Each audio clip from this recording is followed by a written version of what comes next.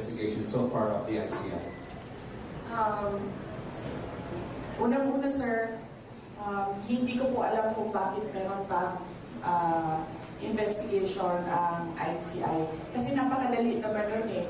Ilan po ang confidential, ilang bilyon ang confidential funds ng Office of the President. Sila-sila lang sa loob ng kanilang opisina magagawa nila na mag-case build-up gamit ang resources ng Office of the President. At i-file nila yun, diretso, sa ombudsman o kung saan man na korte. Pero bakit kailangan pa niyang magbukas ng ICI, ng komisyon? Bakit kailangan pa niya magbukas ng komisyon? Paniwala ko, at sa basa ko, sa tingin ko, sa ginagawa niya, gusto niya magbukas ng ICI. Tapos, syempre, dahil hindi naman natin alam ang usap-usapan doon sa ICI, in fact, meron na nga umalis doon sa ICI dahil ang pakiramdam niya ay kinokontrol yung investigasyon.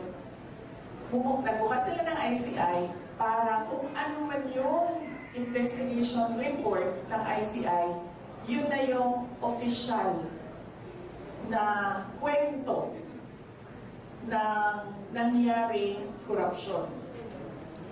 At yun ang i-feed nila sa mga tao at sasabihin nila na ito yung kwento at ito yung mga kailangan natin gawin, mga responsible. That way, ikaw na mamamayan, hindi mo na ma-dispute, hindi mo na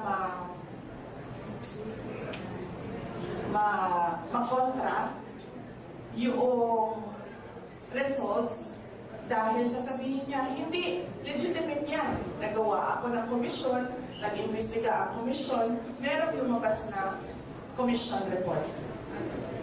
So paniwala ko, nililegitimize nila yung kwento na gusto nilang lumabas.